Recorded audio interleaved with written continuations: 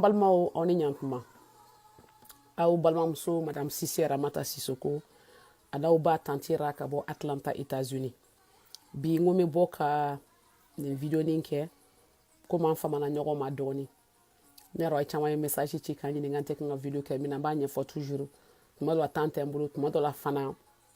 ni nya ko munu be kan ake ni mu kuma fo mina nga hakina tabita ça vaut pas la peine te video ko la kuma do la psa ke kuma do bi beba kuma na beba dusu kashe kuma on fona bon kuma do fana psa kan ski na be kan meri solution na OK donc j'espère que beka kene to de no astro outlay na herela ala ka oshi herela na oshira herela la ka outlay herela donc baw be fo ka be remercier ka be wali nyumando aw be ni chawni baraji aywa kuma aw yere ba do kuma ka gele ni kuma se mfendu na min gasi do be aketo bi ngum me faka kuma mbalwa muso fe mes sœurs mes nièces you know mes grandes sœurs mes petites sœurs ani ntiri muso mbalwa muso parce que je me suis dit que ni jamana be tinye ube abe jo muso ni yoro ka chala kosobe muso ni yoro ka girala parce que moko ka barate kilinyi aya jate mine ka foko réseaux sociaux sans fait ube mali kono ube mali kokan an balma kew an dogo kew anan chew chama bi munu uka hakilna taw tika ngatani nyoanye bari tuma do la moko be kele kilina ube faka fen kilin kele ube faka bana kilin kele ube faka se yoro kilina mais uka choya ute kilinyi uka hakilna uta kilinyi pour que kata yoro la o konna na ube se ka nyokon jalaki hali nyokon ka kele choya la o yoro de la muso benda ka kuma pourquoi parce que muso e muni muso e sabali muso e hakili pourquoi science ye mon foi ko la parce que an kon na be kuma ni science o kora ye modo sigira ka miri sana an yere ka bage munu nye jate minake ka recherche to kana dro ka nyenyini kata nyenyini ko munela kele ka chama oni nyogonche mune be fengele ya mo oni nyogonche a chama be c'est parce que munu be kele la a jate mina kera ka ban ka fo jelama kele be che chawni nyoanche pourquoi chew pourquoi pas muso pourquoi guerre la muso chamante guerre la neni na muso chamante conflit la muso chamante muna parce que évolution ya fo ko ro kama moketa mokeo on de dembatigu yi ambe konota kalo kononto yera bi yera nyino yera la konota no jigin na folo ibe shindi dema denga ngatama ibe dendege kumana ibe den kala ibe dumini di dema donc autant bolo kata keleke parce que ni keleke dembe toro kono maya la ide mi se ka sai kono ni jigina dera ni mi se ka sa o ya to hormone ama fo mi ma jimu no me bo anfukulu zeben fa na anfari kolo kono mu ma to ame dusuta o ambe keleke ambe dimi musota anta ka dogo o koro ante dimi jona ante furufuru jona ante bo jela jona c'est comme nan dona femina ambala di ou bien antala ou bien ambala parce que ni dona ne bi dona bende kama cheuta uluta evolution na am moketa cheu ulu kumita kungo kona ka fagali de ke kana o so go fakaduna ni ma do fa ite se kita soro donc kele kele joyi u ka kele u ka chan o ka ma amba famuya ka fo ni cheu be kele la kele e normally cheu ni nyanche o normally baga un cheu be kele ada madin cheu be kele hali microbe munu be awbana hali virus microbe la cheu be kele ni nyonye kateme muso ka so kon fen cheya mai aka kele kacha aka dimi kacha aka neni kacha aka bugoli kacha muso ye sabali ni jela mali mo dimi na nkora aman dusu da katiki mine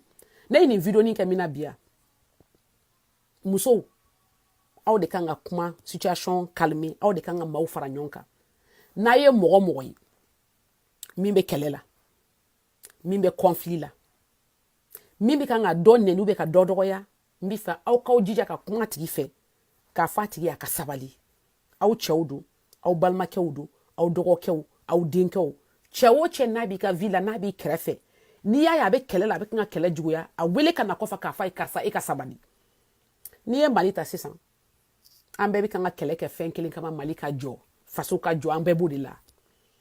o konana na che chama mbi munu be kanga kele ke amba foma ko front kele ke kene chama kan o korata yi do inte do infe o kora ya dron doka hakilnata ni doka hakilnata te kilinyi tumado la absa ke eta eminyi do inte bo dafa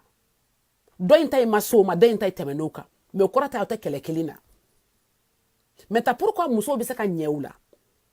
parce que ni kɛlɛ kɛra cogo cogo ni dɔ dusu bɔra ni ye dɔ sɔrɔ ka kuma i fɛ min b'i dusu da o b'a to kɛlɛ bɛ nɔgɔya aw bolo ne kɔni bɛ min fɔ n kun tɛ fɛ ka video min bi franchement ye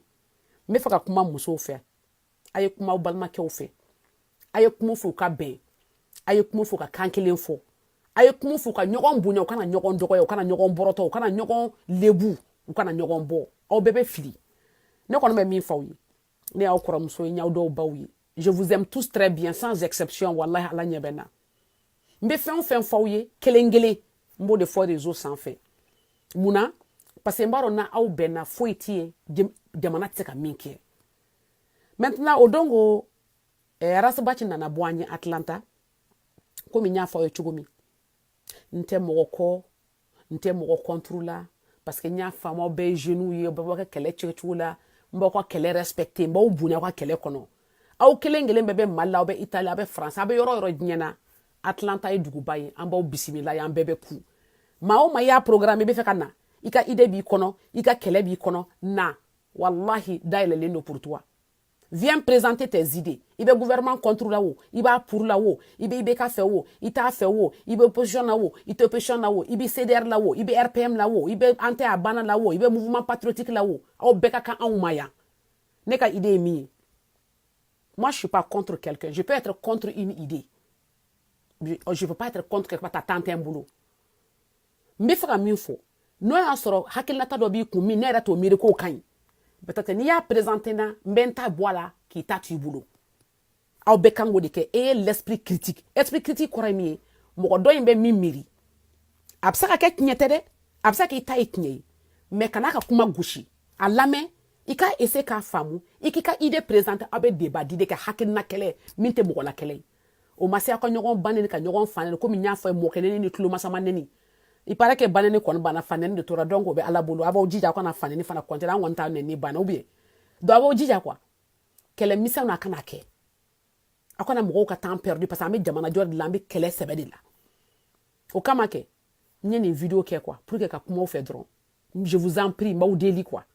a ye ɲɔgɔn nɛni dabila a ka ɲɔgɔn dɔgɔyali dabila musow n b'a ɲini aw fɛ a ye kuma aw cɛw fɛ a ye kuma aw balimakɛw fɛ a kana u bila ɲɔgɔn na au contraire n'u bila ɲɔgɔn ma a y'u fara a ye kuma u fɛ aw bɛɛ ka ɲi dans votre manière o kɔrɔ tɛ aw tɛ fili dɛ vous allez faire des erreurs vous allez faire aw an minnu ye mɔgɔkɔrɔba an bɛ erreur kɛ mun na parce que l'erreur est humaine bɛɛ bɛ fili a ye ɲɔgɔn dilan ka ɲɔgɔn kɔrɔta a ye ɲɔgɔn sutura a ye ɲɔgɔn bilasira ni min filila karisa i filila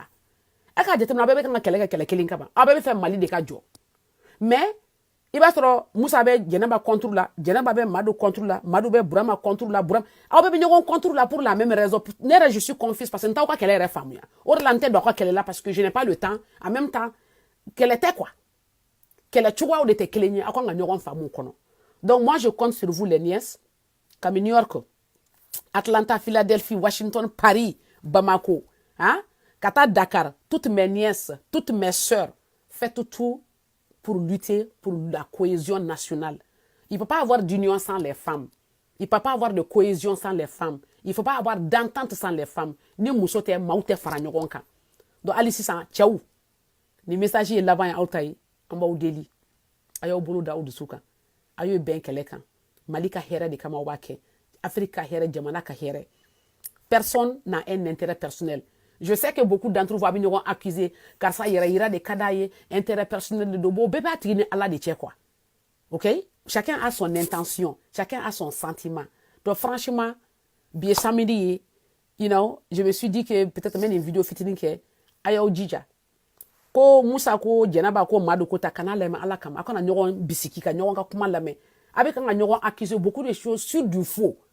Prévu bɛn bolo a ye nin fɔ ne ye prévu bɛ bɛɛ bolo an bɛɛ bɛ fili quoi bɛɛ bɛ kɔrɔfɔli kɛ bɛɛ ye suyɛni kɛ cogoya dɔ la don dɔ la bɛɛ ye nkalon tigɛ cogoya dɔ la don dɔ la bɛɛ ye binkani kɛ journal cogoya bɛɛ ye surafɛn minɛ i bɛ y'a di cogoya dɔ la même si c'est pas direct quoi o kɔrɔ t'a ye an bɛɛ kan ou an bɛɛ man ɲi jamana bɛ jɔ dans l'entente dans l'union jamana bɛ jɔ tiɲɛ kan tiɲɛ bɛ fɔ ka sɔrɔ i ma ɲɔgɔn dɔgɔya i ka tiɲɛ o ye dɔ ka nkalon ye dɔ ka nkalon ye i ka tiɲɛ ye donc la vérité n'est pas absolue mais a y'aw jija a kana tugu ɲɔgɔn kɔ nkalon kan parce que n'aw tugura nkalon kan nkalon tɛ laban a ye tiɲɛ fɔ ɲɔgɔn ye ka continuer comme j'ai dit les gens aiment les gens vraiment mɔgɔ si tɛ mɔgɔ contre la ne kɔni y'o jateminɛ parce que les gens I mean Dieu a créé l'être humain par l'amour fɛ de bɛ bɛɛ dusu la On me fait ka do science la mente faire vidéo ka djanya. Donc franchement, je vous aime bien. Abo djija quoi, hein? Abo djija ka ben, abo djija ka lutu ke kelenyi, mali kele de do. Aye kuma nyogon fait na mununte kuma, na datrele me nyogon na aye nyogon wele. Ce sont les hommes forts hein, qui peuvent appeler quelqu'un pour des casa. On dit bien bi correct parce que yemin ka ma djanye quoi, mais je pense à un kuma ibe aketo quoi. Lutte ça doit être une lutte sérieuse, anga keleke quoi. Donc vraiment ba ni da aube fa ko djija quoi ka keleke. OK? Donc mba essayer kana fa ma vidéo ma franchement on peut faire kuma libi problème quand mais obeye maliko de quoi ni mali cadeau teta libi donte do détail là on va essayer keleke so. OK? Mais en tout cas keleke na ma ben l'union fait la force. Donc comme j'ai dit obeye welcome les vous êtes tous les bienvenus à Atlanta ni me fait kana programme présenté ka idée présentée. Hey, la porte est ouverte, on est là, on vous aime bien. Hein? Vraiment merci beaucoup. Abo djija ka nyoko mine. Abo djija ka nyoko lame ka nyoko bunya. Abo djija ka nyoko supporter nyoko ka kelela ka nyafo nyoko ni mi fila aya fo ikarsa ifilila. Ote mo teria sa. Ay nyafo nyoko ni. Muso abo djija. Ngana me muso chi ka do mo ka kelela ko madu ni fo jena ba ni fo no. Na yo e kelela na e chew ye kelela réseau kan. Aye kumu fa ko adabla. Aka commentaire kan ka de karsa aye sabali aye nyoko mine. Abana. Donc les femmes, je compte sur vous. Ce sont les femmes qui ont bâti l'humanité. On debe démissionner ou l'amour, on debe shindi, on debe konotaka denwolo, on debe maoufara nyoronka, on debe dusu do tchaoula, do anganjija. Notre lutte elle est sérieuse, ok? Vraiment, je vous aime bien. Allah kanto nyoronye, yara benin donami gaselobe aketo tuguni, anga fembeke bunyani karama kono. Je vous aime bien. Je sais que vous êtes tous en train de lutter pour le Mali, pour l'avenir. Intérêt côté, je suis sûr que intérêt côté, aya famo, intérêt tadien. En fa munu yang koroke munu yang ka intérêt personnel tararo jume do ti gelinte so ministre korote ou te Dominique ou te Jimmy ce sont des dimoro nogo poussière fossé au fale kalambalia you know ame keleko de kama do anga jija kon concentrer ka franchement je vais voir le changement sur les réseaux mais fa ka désormais réseau kan avec nga kuma sur les issues sur les problèmes sur les solutions qu'on va apporter donc pour 2018 amina kuma o kan inshallah hey kuma ka chan CFA kuma esclavage kuma ka chan tellement na ikele misen ka banga temps perdu donné quoi. Donc franchement quand on a temps perdu on a gagné muso kala tuguni pour que au booster doni otea voilà donc à mandija quoi franchement mandija faisons tout pour que l'union soit ce que nous allons maintenir entre nous la cohésion hein? Donc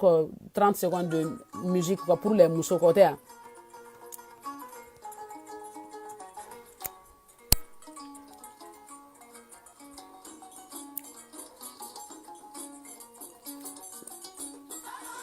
Mussoulu.